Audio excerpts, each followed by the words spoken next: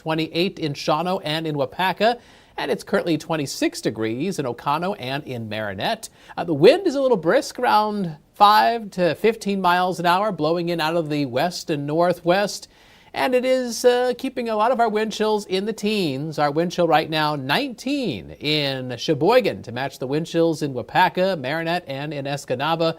Our wind chill is as cold as 9 above in Rhinelander. So cold and brisk. A high of 31 early this afternoon.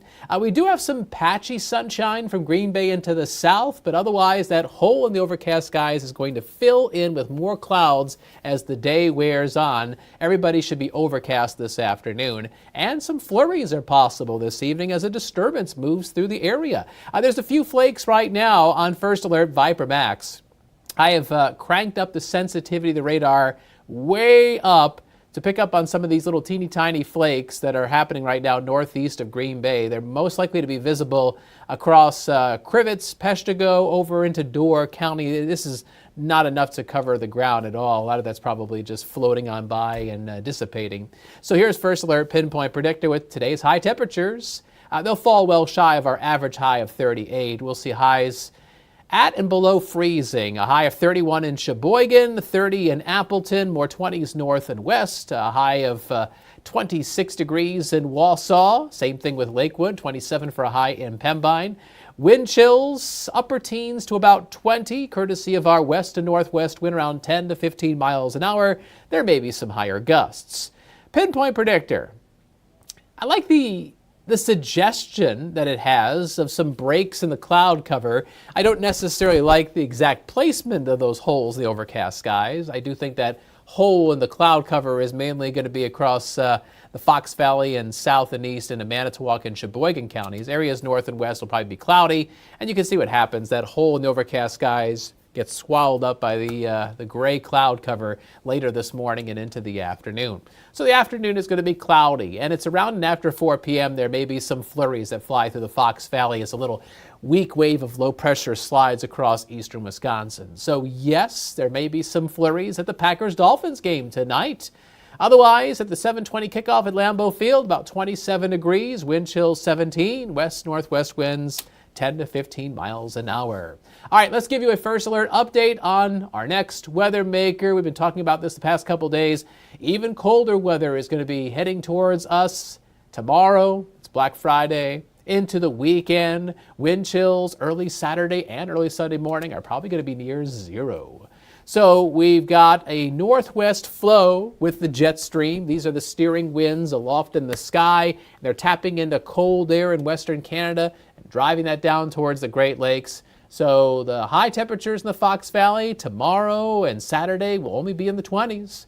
And we're lucky if we can get back to the freezing mark as we go into Sunday. But if you take that colder air and then have it blow past you and blow your body heat away from you, you're going to perceive it to be colder than what the thermometer is telling you. So guess what? When you wake up Saturday morning, wind chills in the Fox Valley are going to be hovering right around zero. We will have some minus signs on our wind chill map, especially across central Wisconsin to start off the weekend.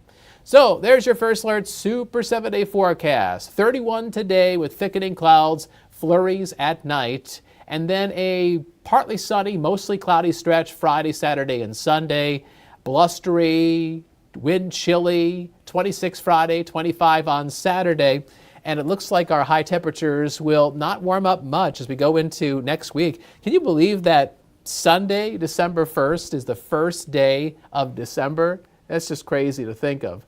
But as we go into early December, it's going to be more of the same, more of the below normal temperatures, a drier than normal stretch. We may have a front coming through Tuesday night into Wednesday, and that could give us some light accumulating snow. Kind of hard to say at this point how much that potentially could be, but I don't think it's going to be anything terribly substantial.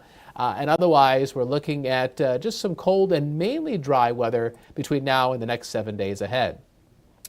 If you're watching me here as I talk, you may be wondering, why is Steve looking over his shoulder? Well, that's because I'm trying to pop this graphic up. So a lot of you have got family that are coming or have already arrived for today, Thanksgiving, and you're going to have a big meal with, your aunts and uncles and grandparents and, your long-lost cousin and all the people in your house. And then Thanksgiving is over. And then it's like, okay, what do I do with all these people in my house? Maybe you're doing some Black Friday shopping. Maybe you're going to go see a movie, or maybe you're going to do something else. And maybe you're just struggling to think of something to do with all these people that are now inside your house. Well, a thought, a suggestion, a possibility. Take the family up in Adair County this weekend. We've got holidays in Egg Harbor, and that's tomorrow into Saturday. They've got lots of fun events going on there. The kids will have a great time. They'll be entertained. If you're going, just be ready for the cold weather. High temperatures Friday and Saturday, mid and upper 20s. Wind chills, single digits in the morning, teens for the rest of the day. Blustery and mostly cloudy. Yes, it's going to be cold, but don't let the weather zap the holiday spirit out of your Black Friday and your weekend. So it's a possibility if you're looking for something to do as we get out of Thanksgiving and you've got all these people under your roof and you're like, what am I going to do with all of them, huh? All right, there's our First Alert live stream, Thanksgiving style. We've got Action 2 News mid-morning. That's one of our newscasts that is happening today, and that's going to start just around 9 o'clock, and Aisha Morales and I are going to be there. And I think Maria Parmigiani might give a traffic update. I have not looked at how the show is set up, but I'm willing to bet that is the case. Anyway, so we hope you have a very happy and healthy Thanksgiving. Thanks for watching the live stream. I'm thankful for you. Thank you for supporting us as we try to serve you and your family as best as we can.